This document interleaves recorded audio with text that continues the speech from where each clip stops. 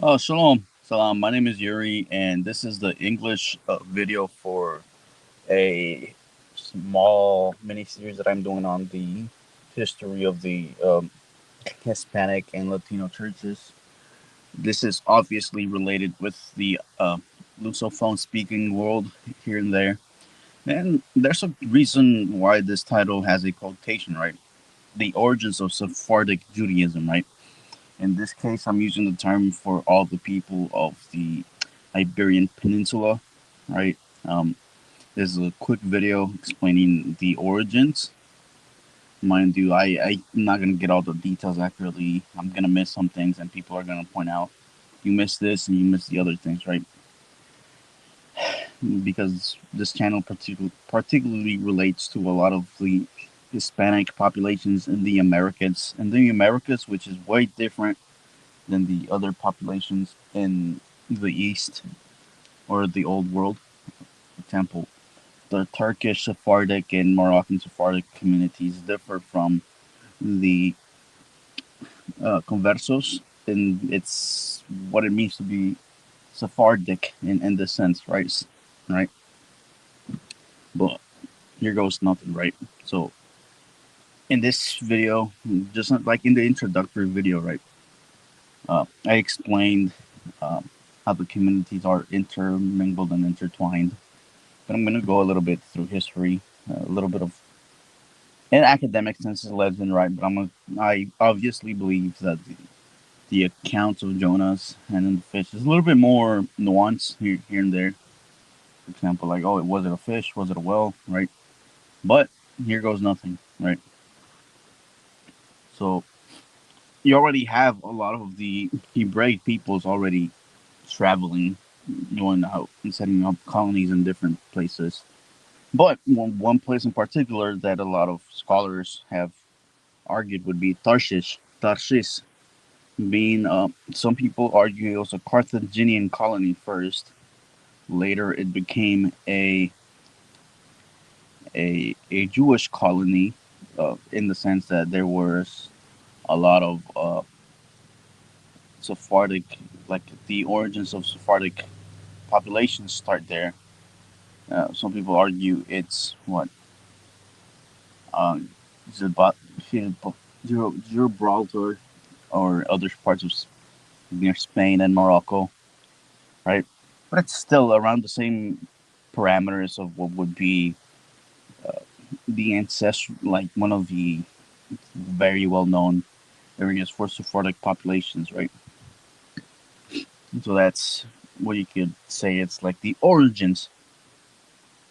What exactly is Sephardic versus the other types of Judaism, right? So for most people don't know, Sephardic refers to minhag. And minhag refers to rites, right? So if you're Catholic, you know what a rite is, right? You have the Byzantine rite, and then you have the Latin rites, the Mosul Arabic rite, the Syriac rite. So it's just cultural expressions of the same faith. Sometimes the cultural expressions can take away or add into the essence of what these religious uh, institutions do, right? Here and there, but it's not horrid. It's just a miscommunication at times from the original intent versus a change in understanding. Um, so the origins of Sephardic Judaism starts with the migration of the Palestinian minhag all the way to Italy, which would have given birth to the Italki minhag. The Italki minhag, right, would have is going from east to west, right? The Italian minhag, right? Although this is like the proto-Sephardic minhag because they share some similarities here and there. I could be wrong in this, right? They go into the left, right, and into the west. Sorry, um, and the populations of a lot of the communities there start to explode, right? You have family, you have a lot of prominent rabbis coming from there, like Avraham Avolafia, Itzhak Luria, uh, Ramchal. Is Ramchal there? I know Ram, the guy that went against Ram uh, Rashi, not Rashi, Rambam, because Rashi is French in essence, in his like the area he was. So uh, Rabad or Razad. I am very bad at remembering these acronyms. I should know these, but so many rabbis, right, come from Spain. So many wise men, so many chachamim are there, right? And when they're coming from these areas, right, at the same time, some of these families can trace their ancestry to the exilarchs of Babylon, right? So when the Islamic conquest is happening, and you have the Islamic conquest going from the in traditional sense, right, from the Islamic uh, narrative, is that they started in Mecca or Petra or Arabia, right?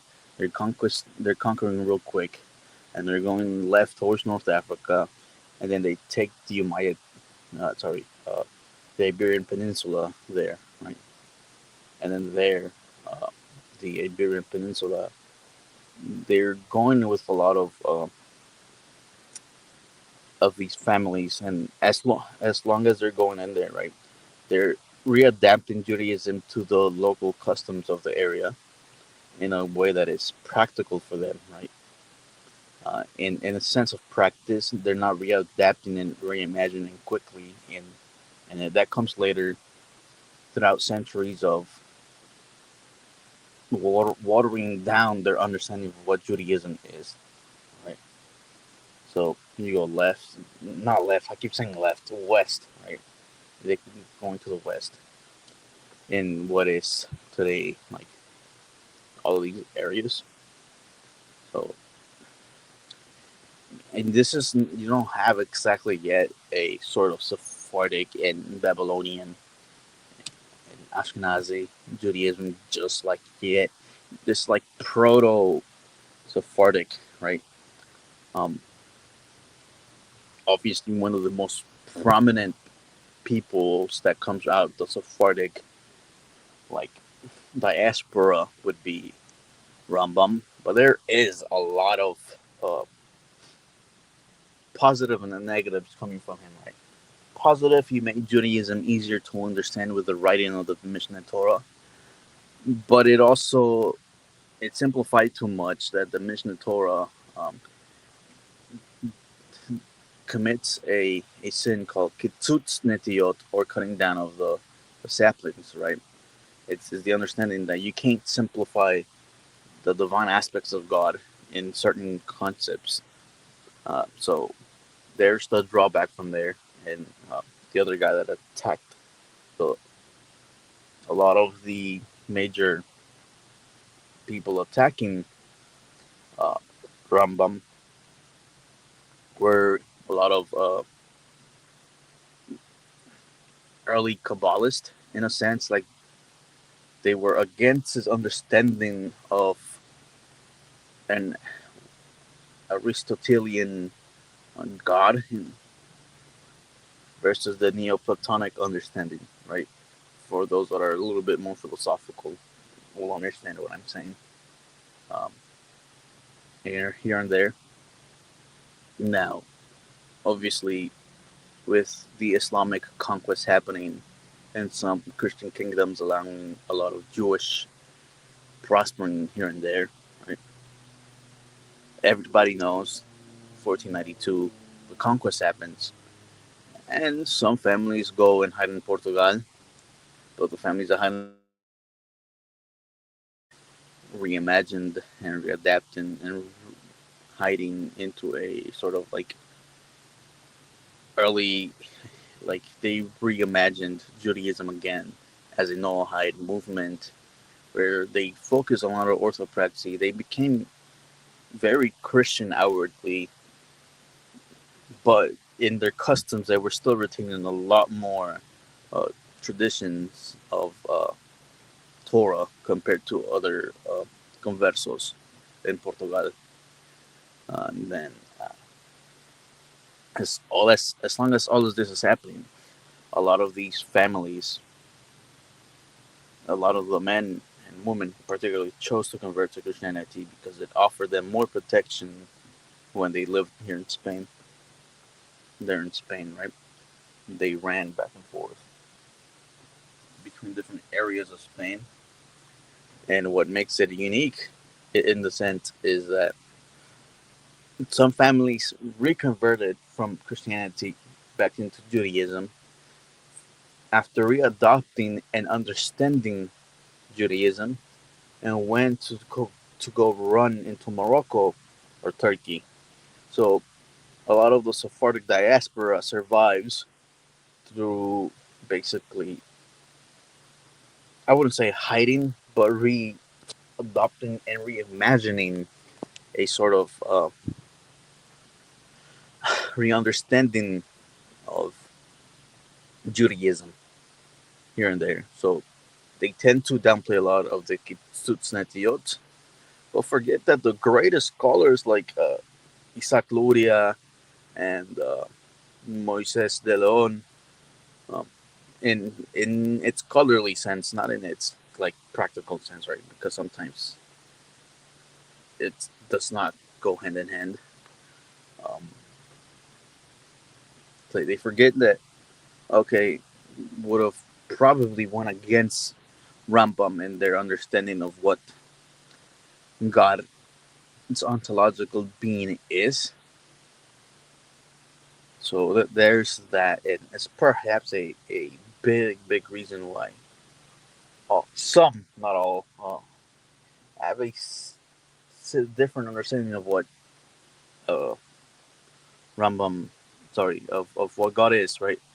That's during this era a little bit more towards the future, not 1492. That's why perhaps what's his name, Baruch Spinoza's understanding would have gotten frowned upon of what God is and this Tzimtzum concept, right? Since Baruch Spinoza is also Sephardic understanding, would have practices Judaism way different, right? But let me go back to, because I skipped a couple years from Baruch Spinoza to, from 1492 to Baruch Spinoza. But before that, right, when you have these migrations happening, families that go to Morocco, you understand, readapt Judaism to a bigger, more Islamic background, using more Arabic words. They already spoke a Judo-Espanol, and in Morocco they call it Haketia. When they go to Turkey, there's an interesting person there that's quite interesting, and a lot of people tend to call him Sephardic, but he was of the Romaniot Minhag, and his name is Mordecai bin. His name is Mordecai, but he's better known as Shabbatai Tzvi. There's a lot of misunderstanding on what he really is, what he really taught, um, of different things, right? Um, I'm gonna give credit to where credit is due for the people that have read Nothing of Gaza. Sure, you have read just one aspect of what Sabbateanism is, but there is way more than just him, right? So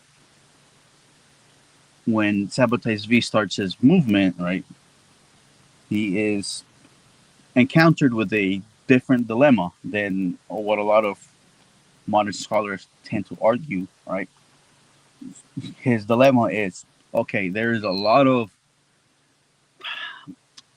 people of Hebraic backgrounds trying to readopt a Hebraic context of their faith, right?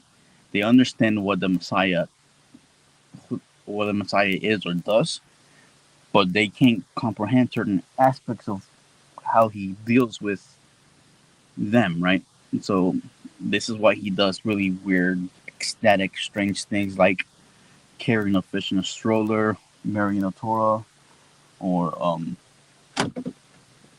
or stuff like that. But during the same time, this is where the Romanians are known for what speaking. Their minhag is known for being a Greek-speaking Jewish community, and this is when the first translation of the Bible, besides Greek and Germanic languages, is popularized next to Hebrew, right? Which it would be Judo-Espanol and Yevanic and Judaismo. What's interesting about this change within biblical understanding is it's a big translation and understanding what it is. It's nothing horrid. It's nothing bad. Um, this is the population changes in the old world. And how does this translate to the new world? Right. I'll explain it a bit later. Um, can I pause the live? Um, I'm gonna.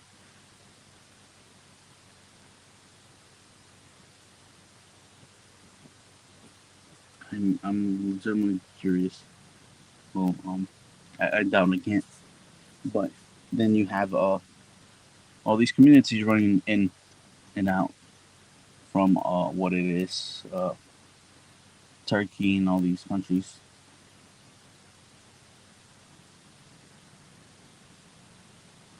Right, or the Ottoman Empire in Greece, like Izmir and Thessalonica, right?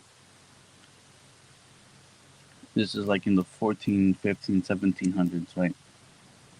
But in the New World, right, the Americas, this would be the Caribbean, Brazil, South America, and like Maryland, right? There's a huge diaspora of hidden crypto Jews, right? I've touched a little bit on it in the first video, right? But there are multiple different pockets of these diasporas here and there. The first major pocket is found in the Caribbean. It's in the Jamaican community in Spanish Town, right? So if you're Jamaican and you perhaps have a Iberian surname like Silva, Rojas, or something of the sorts, perhaps may have a Sephardic ancestry, even if you do not look like would it be considered uh, Sephardic? You could be super dark skin, right? This is something weird that happens in the Spanish speaking world now here and there with some communities having colorism, but it's not horror. It's not as bad as it once was compared to centuries ago. Um, but a second major pocket is found in Brazil. The Brazilian pocket is horrid. I found a lot of information. I just couldn't translate it well into it because it's so much. Because there's a lot of what's it called of information in Rio de Janeiro and uh, Portuguese Guyana, right? All of these pockets of Lusophonic Sephardic communities are intertwined with the African slave trade. It is also is later intertwined with the Mexican Sephardic community, with a prominent man known as Luis de Carvajal. This if you're from Monterrey, Coahuila, and Tamaulipas, these triplet states have a lot of have way too much in common with Texas. Matter of fact, a lot of Tejanos, Texans, and these like Nuevo Leonenses, Tamaulipecos, and Coahuilenses intermarry with each other. If y'all are not familiar with these areas, it's the Southwest. This is Cowboys and Ranches region, right? Um, what is particularly important here is that these first families entered, right? You already had uh, some coming through, like Alvar Núñez de Cabeza de Vaca and other people who were conversos but were more Catholic in their faith, may have had adopted some very small nuances in what would be their practice of Hebraic culture or understanding here and there. Um, but the most prominent ones that we know that had a strong presence of Judaism would be the sisters and matrilineal sides of Luis Carval, Luis de Carvajal, right? Since Luis de Carvajal uh, had his own territory in this area that would later become Nuevo León, his families and a lot of related families to him practiced Judaism and opened. And when the church authorities found out, a lot of them were publicly shamed. What makes his story different from the rest of the Mexican converso community is that he came originally from a Lusophonic uh, Sephardic community rather than a Hispanic Sephardic community. His family practiced West African slave trade industries, right, as a means of commerce, right, um, here and there. Uh, so a lot of his travels accounts as countries from as far as Cabo Verde, here and there. If I'm correct, I could be wrong. Other places in West Africa, like Senegal, uh, Angola, right? Since Angola is particularly important with Brazilian history, so and it's known that some members of this like Lusophonic migration into the Hispanic world happened only when the Iberian Union was in place. So some people would have missed this opportunity, but those that were business savvy took opportunity, right? How into being members of the Hispanic Lusophonic world. Um, you have that unfortunate event happen that the wives and matrilineal side of Luisa Carvajal were accused of practicing of Judaizing, and when they're accused, right, a lot of them get burned alive. Different things. They even get to like wear a dunce cap as a form of public shaming. There's some sources that I'm gonna share, some video sources in the comment section. So, and what's important there is that people were practicing Judaism in public, right? And the families still are there, right? They had to downplay their Judaism in public, right? Because of fear of the church uh, repercussions.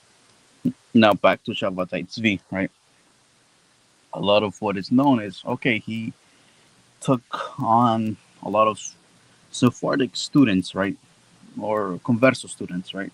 who understood that they came from a Sephardic background, but may have not understood the prayers that they were doing in secret, may have not understood what the Amidah was, right? How to properly do Shachris, Ma'ariv, or Mincha, right? Or perhaps they did not know did not know how to do certain brachot for their lechem, right? For certain brachot for uh, for Havdalah, right? It was important to know, right? Out of these students, right? Nathanael Gasta is the only one that is from the Levant or Palestine. The rest of the students were definitely from a Sephardic speaking world and already had concepts of how a lot of academics say divine Messiah. But when the Ottoman Sultan comes, right, and is demanded, okay, are you Muslim, right? There's this concept, right, in modern day that we call double speak, right? Like, oh yeah, I'm Muslim, right? And in the simplest sense, right, a Muslim is someone who submits to the will of God.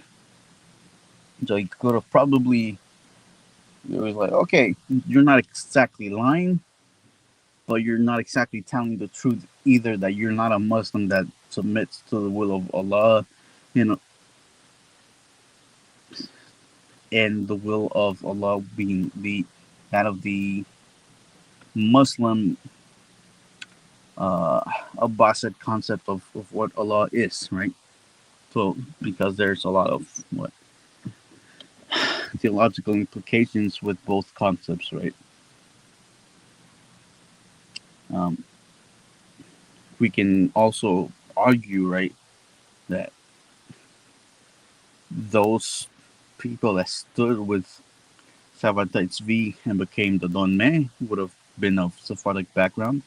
There's also an interesting person, right, that was a student of him, and that is Johann Kemper, who, instead of returning to Judaism or becoming a member of the Don Me, would have actually became Lutheran and defended a lot of the theological concepts that Sabbatai Tzvi would have been teaching through a Lutheran sense of understanding. But now back to Mexico. This is Mexico in like Nueva España. So it's still not Mexico as we know it. So this is like places as Alta California, Wyoming, Guatemala. It all varies from region to region. The only place that truly has a more established presence would have been somewhere in like New York, Maryland, Massachusetts, in the New England area, with a proper Beit Din, because the American colonies were expressly uh, started due to freedom of religion and freedom of expression. So while there would have been minor persecution here and there, right, it wouldn't have been as great as persecution that would have happened in Mexico with the Mexican Inquisition. In what would have been the American colonies, um, you would have had what at most name calling and a little bit of racism compared towards the legitimate persecution, right? Because if I remember, it's either Yale or Brown that has that was founded with the help of a lot of Hebraicists, and Hebraicists are Christians who learn Hebrew, and a lot of these early Hebraicists would have been of Sephardic background, running away from the Netherlands when the Netherlands was going through its own political turmoil. So this is the English version of this very, very long, complicated history of what Sephardic Judaism is. I didn't want to explain the rest uh, properly because then I'll have to get like, oh, this is how people do the Kaddish with this tone, or this is how people sort of have this tamim when they're reciting this prayer, right? This is a very so much history for thousands of years, and it's hard to pinpoint what exactly is a Sephardic member of Judaism, right? But in essence, what I've understood, right, they're all Hebrews in what, and they all try to understand what Judaism does or teach. Um, and this is the English video for this mini series of the Hispanic and Latino populations.